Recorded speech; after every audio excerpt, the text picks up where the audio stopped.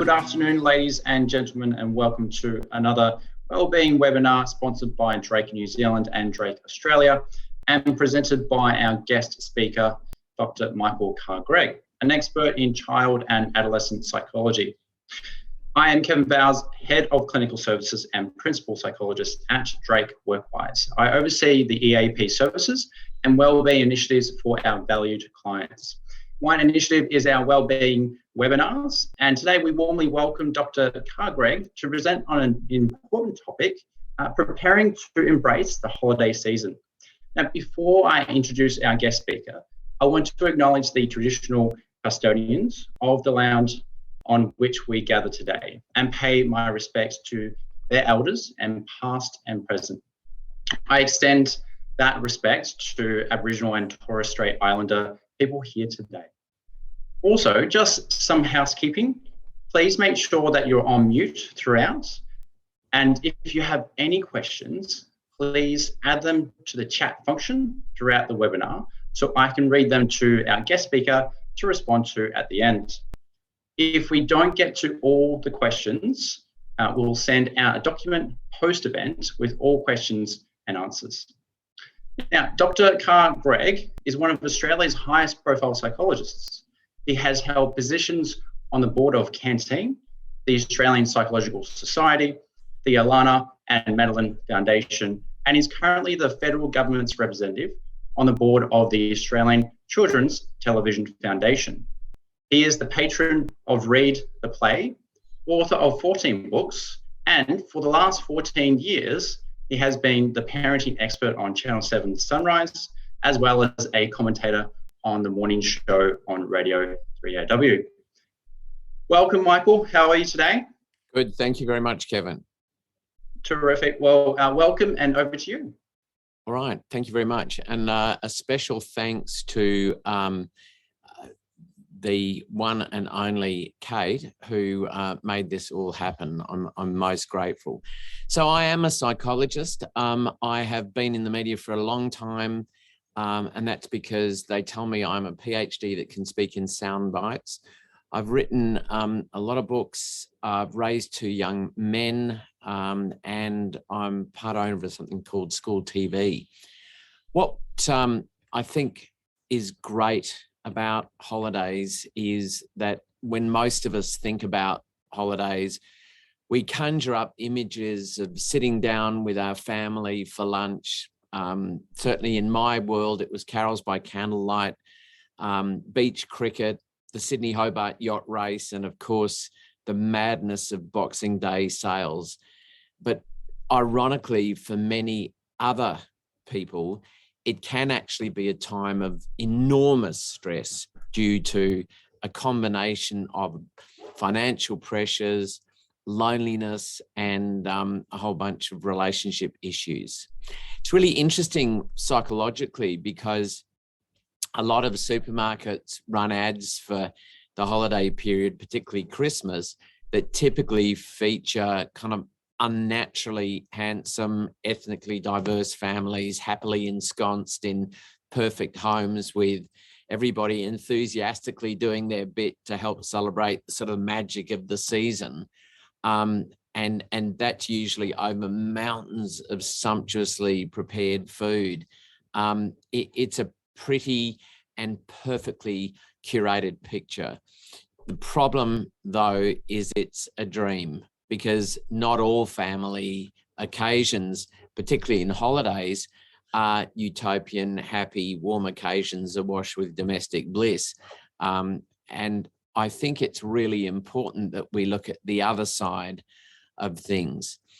For many people, this wonderful time of the year is actually really difficult. And that's just something, there's just something about holidays that seems to tap into all our inner woes and stresses, and it can actually trigger quite a bit of depression. The American Psychological Association are basically saying that 38% people say that their stress levels increased over the holidays. Another survey, Healthline, found 62% felt elevated stress levels, and The Roy Morgan study back in 2018 found that 7.6 million Australians actually found this the most stressful time of the year. So psychologists often refer to Christmas as Stressmas, and certainly the advice from the APS is to encourage all Australians and New Zealanders that this time of the year is challenging, and that we'll all benefit from kind of slowing down and pacing ourselves. These feelings of happiness and contentment and excitement can often sit alongside, particularly following COVID, fatigue and stress and irritability. And whatever percent of people which study you want to look at, it's at least 40% of adults actually find this an extremely anxiety-provoking time of the year. My message to you and the good people at Drake International is it is okay for people not to be okay during the holidays.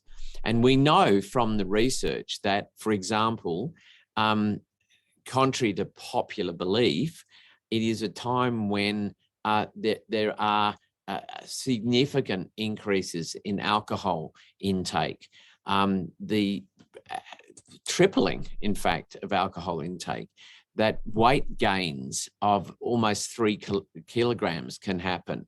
We know that people can get sick, they overspend, they overeat, and they run themselves into the ground. And none of this is useful. None of this is helpful. So what actually happens over the holiday season? Well, in reality, the calls to our helplines actually go up 40%. Domestic violence calls up 20%. And I don't know if you know this from the road toll, but December consistently over the last 29 years has actually been the worst for road trauma, the worst month. And there's this fascinating cardiac phenomenon where heart attacks spike on December the 30th. And a lot of the heart specialists will tell you that December is not a good month. And of course, January is known as marriage separation month because people are just so sick of being together that they go, that's it, I'm done. Now, we've actually seen some of those phenomenon as a result of COVID, in that, I don't know if you've seen this, but the divorce rate is higher than it's been for an awful long time. So not everything is just peachy around the holiday season. And I think we've got to be really clear about that and take care. So the expense of gifts and food, the pressure of shopping and the high expectations that people have, fed by, I think, ads in the media of a perfect, happy family enjoying the holidays, it isn't necessarily so. And I think what we have to recognize is that ideal is in fact rare, and therefore we need to reduce our expectations. And that would be a key message that I would have for you. You know, just families can be a cause of stress. And speaking personally, I think most of us have at least one family member who tends to push our buttons and routinely manages to kind of mess with our holiday merriment. The irony, of course, is that for many of us, we might have actually spent the entire year avoiding this particular person, but because it's holidays, we're forced to sit next to them. And I think that is a fact of life. There are three major reasons why, psychologically speaking, family holidays can be stressful.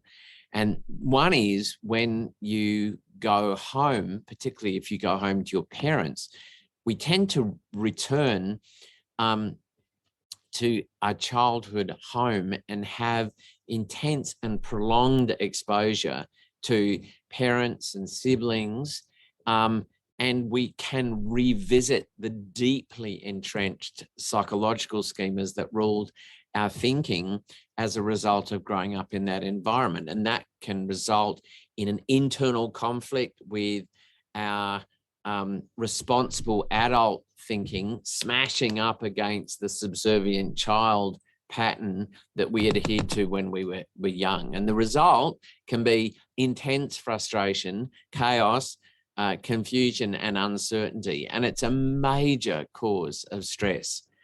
If that's not bad enough, the second trigger is that any extended period of time when you're like cheek to cheek with relatives, it's demanding. You lose your privacy that comes with being in your own home, and add that to a loss of control and everyone trying to be helpful and being in your face. It's not a great combination. And lastly, you can have political or cultural altercations that can arise when particularly different generations interact together over a meal, and that can be fueled by alcohol. And the result can be really tense debates that can deteriorate into sort of screaming matches. And my parents always said, avoid any discussions of politics, sex or religion. So we tended to avoid those subjects. It's good advice. So what can we do? What's the solution to family stress at holiday time? Well, instead of letting your sister's overbearing demeanor leave you in an elevated state of dudgeon, why not launch a charm offensive? In essence, soften her wrath with your own warmth. Whatever has got her goat, the chances are that you can diffuse it if you confront it with sweetness. So rather than character assassinating everybody left, right, and center, just launch a temporary charm offensive. The other thing that I think is incredibly important is to take time out. And that's to know your limit and listen to your emotions. And if you need to exit stage left, if you need to calm down, take a walk, find a quiet place.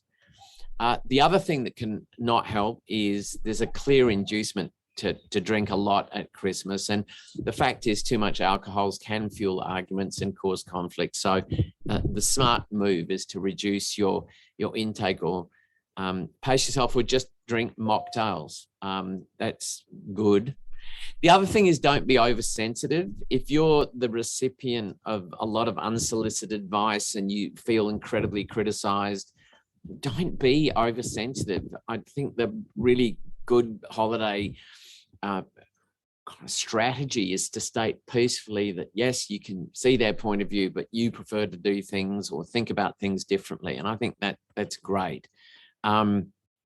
And then set up really firm boundaries with your relatives in a firm, calm manner about things that you feel strongly about. So, staying up late is not something you're going to do.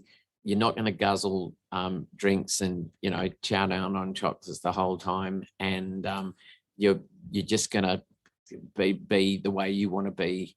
And I think that's a good strategy.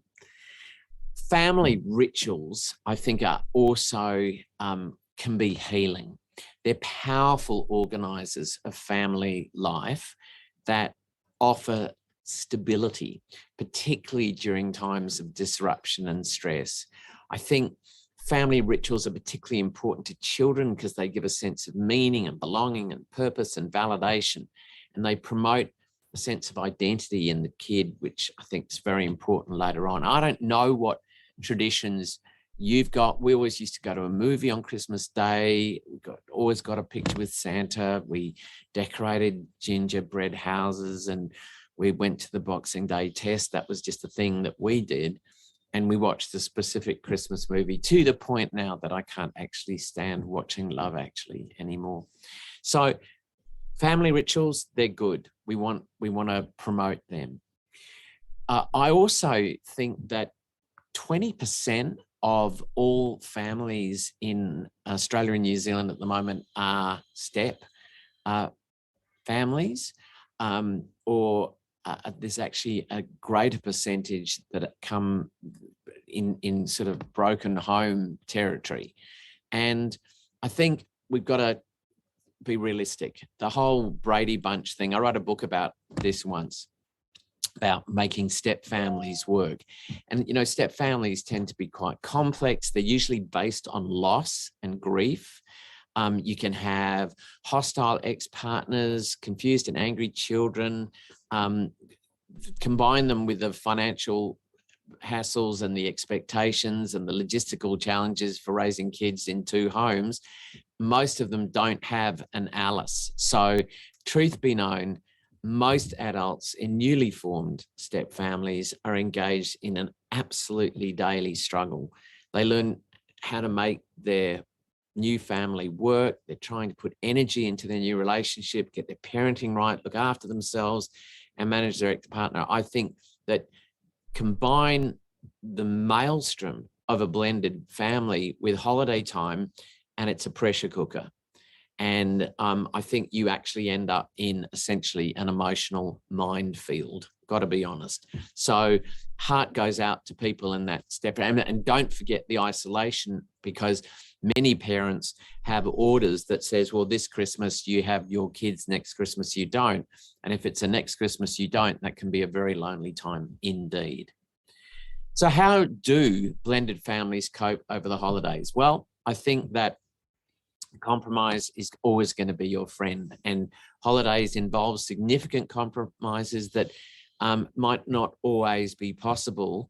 It might not always be possible to have your kids on the day that you want or the time that you want. It's ultimately, from my point of view, the getting together, not the day, that counts. So that's a good reframe. I also think there's a tendency for parents to overspend on their kids. I've got this kind of thing where you don't buy love. There are three sort of things to think about when you're buying presents. One thing that they need, one thing they want, one thing to wear, and one thing to give away to charity. So those four things, I think we tend to buy kids way too much stuff, and I don't think that's helpful. The other thing, of course, whoops, I've gone too far. The other thing is to maintain those traditions, and I talked about how important they are, except that it can really suck. Being separated from the kids that you love, particularly if it's in the early days of a separation, it can really be an emotional kick in the stomach to a lot of my clients, and it's normal for them to feel intense anguish. And I think that my advice to those parents is to plan ahead, have something social, upbeat for them to do on the day, and that you've really got to look after yourself. And it's one of the most constructive things that you can do for yourself and your offspring. Bereavement is also very difficult. The season, I think, the holiday season has a tendency to amplify, to magnify the people or things that we're missing in our lives. And particularly if it's the first holiday after the death of someone, or if you're alone, you may be missing them so much that it can just end up making the holiday traditions feel quite empty. And I think it can be hard to feel like celebrating or get into a sort of festive spirit if you're moving through a difficult sort of grieving stage. I know this very well myself. Back in 2010, my brother was a mining executive on the ill-fated Sundance Resources plane that was flying in Africa. And we got a message saying that everybody had died on this plane. It was not great sort of corporate hygiene to put a whole board on a plane and have it crash, got to say.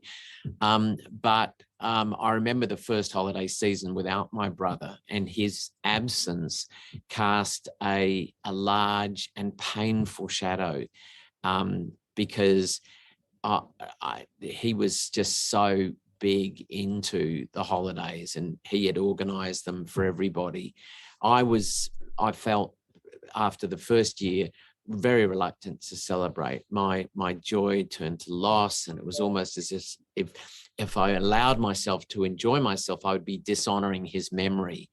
And at that first Christmas, I remember being absolutely overwhelmed by feelings of sadness. And it was only later that I realized that getting together with my family and close friends actually gave me a chance to reminisce and replay the wonderful memories that my brother had helped to create. So I learned over time that having fun wasn't a sign that I didn't miss the person that I'd lost.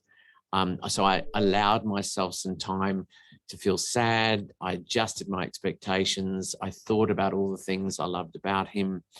I did go to restaurants that we used to go to together. I wrote a letter to him. I shared some of my memories of him with friends, and I revisited a bench on Avalon Beach in Sydney, where we used to go and sit with our dad. So that was the way I got through my first holiday season without my brother. And if you are in this situation where you have lost someone this year, my heart goes out to you. This is going to be a tough time, so go easy on yourself. Now, a lot of families at Christmas time and during the holidays say, oh, well, we want to use this season to make amends with loved ones. The problem with that is it might not always be possible in such a short time. And I think that's particularly true when holidays can trigger people to feel particularly bad. And I think there is a myth of forgiveness and reunion that is fed by numerous stories on TV programs and movies. So I'm not sure that holidays is the time to seek forgiveness. The other issue, of course, is parenting. And a couple of years ago, I wrote my parenting manifesto. Nothing changes in great parenting of kids just because it's the holidays. You still have to have a developmental perspective. What does that mean? It means that your kids have 100 billion brain cells, 1,000 trillion connections, and they're not wired up. And therefore, we do need to be the frontal cortex for our children, particularly on holidays, particularly for teenagers. We need to set limits and boundaries. We need to have consequences, and we need to use what I call vitamin N, which is the word no. At the same time, we need to be empathic. We need to be kind. We need to create those rituals and kind of be in charge. It was Michelle Obama who talked about her mother in a term I've never forgotten, UZN. She said that her mother maintained the sort of parental mindset that she now recognized as brilliant and nearly impossible to emulate, a kind of unflappable Zen neutrality. So you don't ride the highs too high, don't ride the lows too low. You just try and keep reasonably neutral. And irrespective of your politics, I think that's a really good thing to follow. I did mention financial stress, and we're going to spend, and this is not, this is going on the basis of last couple of years, not COVID years, 10 to 25 billion. It is absolutely the season to spend money, and how. And I think we probably will top the 25 billion over Christmas this year. Apparently, the average Australian spends about $1,300, and most of that spent on gifts, then travel, then decorations, believe it or not. And 40% of us will max out our credit cards, and it, of course, could be worse following COVID. That was supposed to be. So how do we embrace the holidays for children? I think we stick to routines. We make sure they get outside. We make time for peace and quiet for us and them. And we remind them, if we can, that holidays are about gratitude and kindness. It's not all about world revolves around me. As far as adults are concerned, I think you need to remain in control. Work out what you want, not what you think you should do. What do you actually like doing? Can you actually achieve those goals? Start really small, then kind of you won't be disappointed. Define your goals, make sure they're specific, achievable, and have an end point, and break it up. Mini goals help you stay motivated, and I think that's probably the way to go. As far as your well-being is concerned, you've got to drink lots of water, got to do the exercise, see if you can disconnect from your phone for a while, and obviously eat what we would regard as reasonably healthy foods. There is a whole science now called nutritional psychiatry. I wrote a book a couple of years ago called Smart Snacks, where we looked at what are the foods that you can eat that can actually impact on your mood. And particularly around the holiday season, I would be prioritizing my top 5 favorite foods for mood would actually be eggs, yogurt, tuna or salmon, avocados and blueberries. Not all together, but spread out during the day. They can be amazing for your mood. And if you don't believe me, go to the Food Mood Center at Deakin University and have a look at all of the research that's being done there now. In fact, when I get clients now presenting with either a mood disorder or an anxiety disorder, one of my first interventions is, in fact, to get them to look at what they're eating. And by the way, high fat, high sugar, high processed foods are about the worst thing you can possibly have for your mental health. So in everything in moderation, as they say. So what are the 7 kind of big well-being tips that I'd recommend? I think you need to put your own oxygen mask on first. So meet your needs for things like sleep, exercise, healthy diet, and connecting with people that you do want to be around. Kids are brilliant imitators. So give them something fabulous to imitate this holidays. Look for the positives. One of the really good things to do just internally every night before you go to bed is to say, what were 3 good things that happened to me today? What went well and why? Really important little practice. Focus on the things that you can control and let go of the things that can't. There's some things in life which are so heavy, it's just not able to be held on to and shouldn't be. Make sure you have methods for de-escalating your nervous system. I don't care if it's yoga, meditation, mindfulness, or just going for a walk, but that is something that you need to prioritize over the holidays. Cultivate some compassion, not just for other people, but for yourself as well. Just go easy on yourself, rekindle your connections, and don't have too many what we used to call quarantinis. I'm not quite sure what we call them now, but we need to back off that. Now, I've actually written an ebook with a colleague called Organised by Christmas. And if you want to have a look, we've got a special discount code for that. We put a significant amount of purchase price into Food Bank, which is, of course, a really important charity around Christmas. So if you want to get a QR code of that, please do. We'd love you to make a donation and help the good people out at Food Bank. And on that note, Kevin, I'm going to hand back to you. Thank you very much. Thank you, Michael, your informative presentation on preparing for the holiday season was quite informative. I found it particularly interesting to learn more about the stresses in families at Christmas time, and that compromise and maintaining traditions are just some of the ways that we can cope better with stress. So we have a number of questions from the audience, and I'll just look into our document. And one of them, if you can, Michael, is how do we keep our children from fighting when they're inside on a rainy day? Given that it's summer, but the Australian weather can fluctuate from really hot to pouring down with rain, and it can be all day. So what can we do during a day that is full of rain and we've got children inside?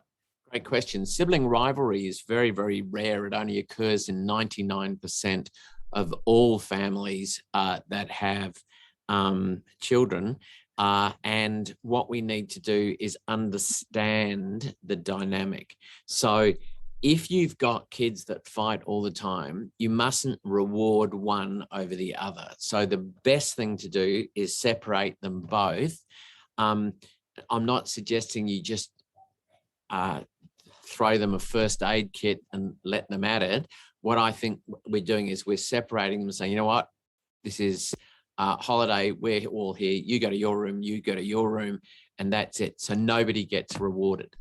If you have an older one bullying a younger one, and that's a theme, that's more serious, because the research is very clear. There's a big international study that looked at younger siblings when they were 18 and looked at whether or not they'd been bullied by an older sibling. And what they found was a dramatic increase in long-term depression if that in fact had happened. So what I would be doing is I'd be taking the old one aside and I'd be saying, you know what, you're the oldest one, you have rights, but alongside those rights sit responsibilities. And if you cannot exhibit those responsibilities, which include treating your brother with dignity and respect, then you will be treated like a 14-year-old or a 13-year-old or a 12-year-old. So I think we have to be really clear about that dynamic. But generally speaking, we don't want to reward either party. So separating them both and sending them to their rooms.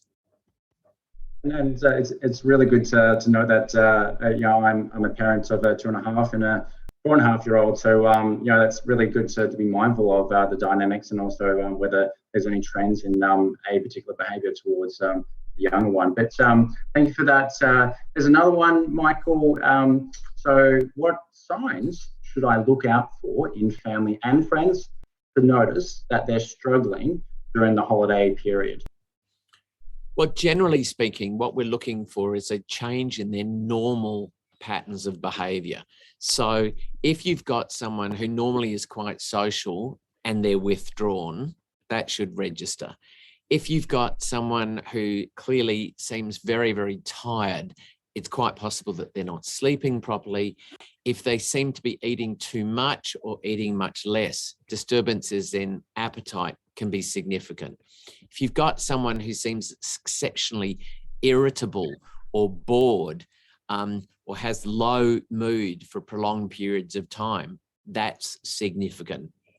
If you've got someone who just seems not particularly interested in the things that they used to be interested in, that's pretty crucial. So what I would be doing is I would be approaching them with, I've noticed ... So that's the first line.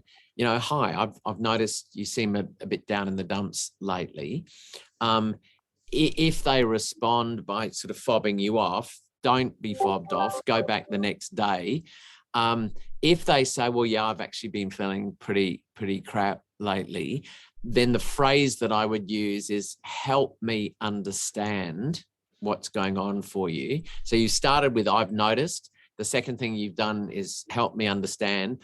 And the third thing that you need to be doing is helping them understand that you've understood by paraphrasing back to them what they've said. So the third phrase is, so what you're saying is, so that they actually, A, get a chance to restate what it is that's going on for them, or alternatively, they know that you've heard. And the final step is obviously to seek some kind of professional help if you're very concerned about them. And the backbone of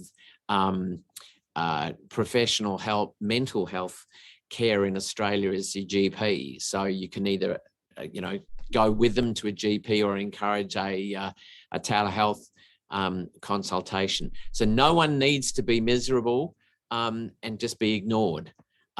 Isolation is the worst thing for someone with a mental health problem. So one of the things that I do a lot of teaching of is mental health first aid.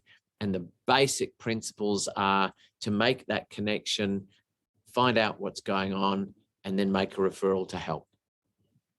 So we're looking at for abnormal behaviour with friends and family and using reflective listening and offering the informal and professional help just in case they need it. Yep. Yeah. Terrific. Well, Michael, we might finish there. And if there are any further questions, we'll have them in a document and send them out to everyone so that there are those responses from yourself. for any of the questions that follow on after the webinar. But thanks again, Michael, for your time, and to all those who have joined us today. Today's webinar is just one example of the great initiatives available to you through Drake Wellness Hub and Drake Workwise. Our programs are fully bespoke and are tailored to your organisation's needs and budget. To discover more about how we can help you, contact a member of our team. And goodbye and good afternoon.